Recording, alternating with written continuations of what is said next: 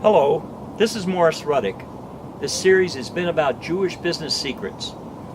We've been talking about stewardship.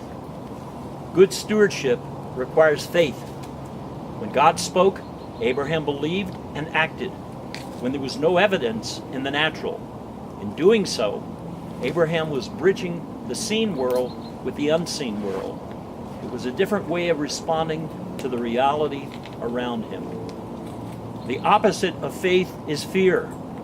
The dimension of fear that has been the most subtle influence on business success is a poverty spirit.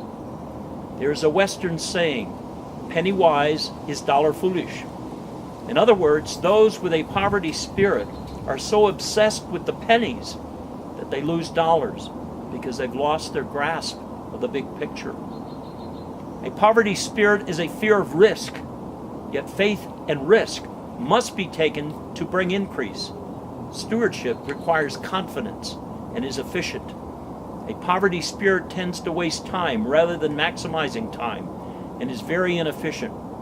We've mentioned the parable in which the steward who brought about no increase was considered worthless. He was the one with the poverty spirit. Faith is working smart and applying diligence to the work being done. You have to spend money to make money. My friend Stan Bullis has developed a model for his companies, which is a reflection of the mix of the creative, of tzedakah, and of bringing increase.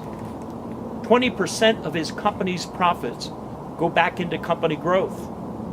Another 20% is for charitable purposes, and the remaining 60% is for employee bonuses according to each employee's responsibility and role in bringing about the profits.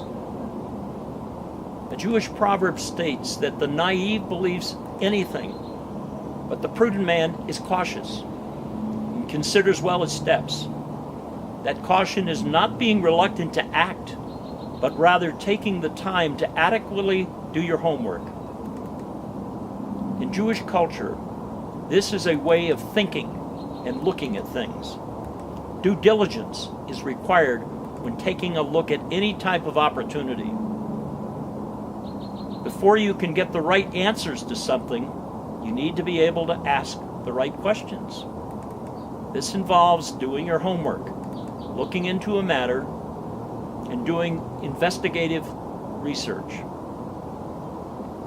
An essential part of stewardship is planning. Planning in business is preparing your business for the future, for alternatives that may take place in order to wisely be prepared to take advantage of the opportunity that may emerge. The first step in business planning is the research required to look at every facet of the steps ahead, including trends and the expectations for the future. Planning is a process, just as good stewardship is a process. Planning maps out the steps needed to accomplish a set of wisely, clearly defined goals. Iridium is the company that launched satellite phone technology. However, over the 12 years from its start, instead of adapting to market conditions and the demands of the market, Iridium held to the original business plan. Business is the art of managing change. The market acceptance of new technology will change over time. It involves a dynamic known as the product life cycle curve. There are innovators and then early adopters, the consumers who are inclined to try new things. But then market acceptance tends to slow as technology faces the hurdles of increasingly greater challenges in market acceptance. Iridium operated on the basis that they had the best thing going, which indeed they did, and that the market would come to them, but it didn't. They did not adapt to the needs of the market, and they ran out of money before the market ever caught up with them. Wise planning results in a different way of thinking. We're going to be discussing this type of creative thinking in another of this series. It is the type of thinking that is constantly reevaluating the assumptions of each business proposition and the conditions evolving in the marketplace.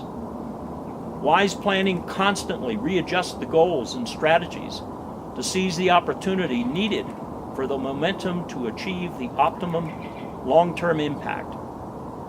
It is interesting that companies that begin with bottom-up foundations, that start small versus those whose beginnings are developed through fast-track, top-down accelerator strategies, have a higher ratio of long-term success. We've established that stewardship is the effective management of the responsibilities for which we've been entrusted. Those responsibilities include both resources and people. Businesses utilize both. So does community. Community also not only is the means to enhance the gifts and destinies of the businesses and people within the community, but portends a future purpose of the community itself. As such, mentoring is a vital part of community stewardship. It is the preparation made by one generation for the future role to be served by the next generation. It is the means by which the older, successful generation imparts their gifts and the wisdom of their journey of life to select potential leaders that they choose to mentor.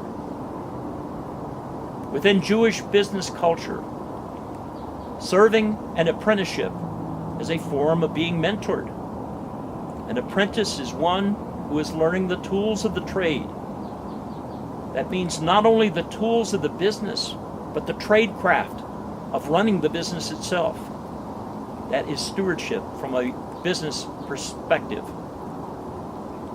Mentoring entails a meaningful, proactive dialogue between the generations on the strategies and subtleties of the management of vital responsibilities for business and for the community. It is an essential dimension in the proactive planning for the future. It is the means to enhance the wisdom of the emerging generation to lead. It is the process of revealing the ways of God and how to walk them out with an undivided heart. It is imparting the blessings of God from one generation to the next. Moses wrote about these things. He said, "Tell these things to your children and your grandchildren." He made a point that doing so should be a lifestyle. Tell them these things when you walk by the way, when you lie down, and when you rise up. It is an ongoing attitude of both the apprentice and the one imparting the skills and wisdom. It incorporates the blending of the perspectives of the spiritual, the economic, and the community, operating together within the secrets of what operationally binds them together. It triggers an unveiling of the dynamics of the destiny of the Jews as a prophetic people of God. When I was a boy, my father was a very busy man. He was general manager of the manufacturing company that was the major employer in my hometown. He was also the mayor of my hometown. He loved the people he worked with, and they loved him. And he made the opportunity to take me with him. We were always talking. I attended meetings and sat quietly and listened as my dad conducted his business.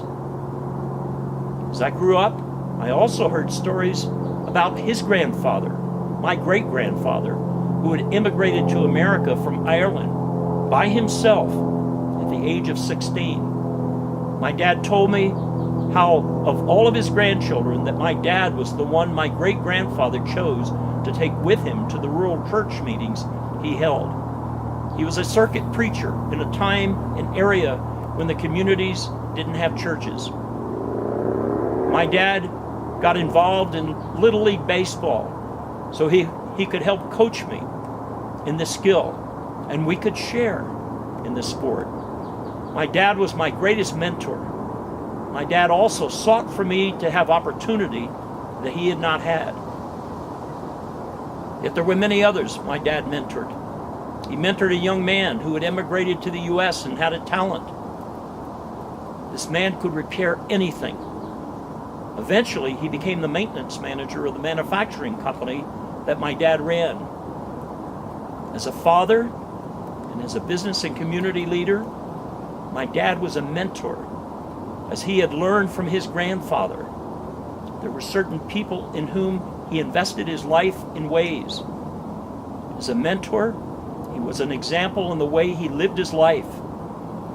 During the days when Jesus had his earthly ministry, he taught many people.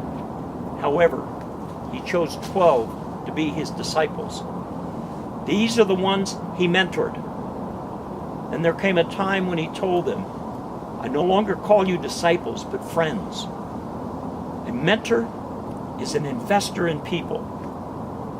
A mentor is someone who spends time with you, who is willing to show you the ropes, who sees your potential and prepares you for the next level of opportunity unfolding before you. Then there comes a time when the process shifts. Within the Jewish community, an important first step in this shift is a rite of passage called the bar mitzvah. For women, it is the bat mitzvah. It is a rite of passage into adulthood that is recognized by the community. Effective stewardship is the responsible administration of the secrets with which we've been entrusted spiritually, economically, and leadership-wise.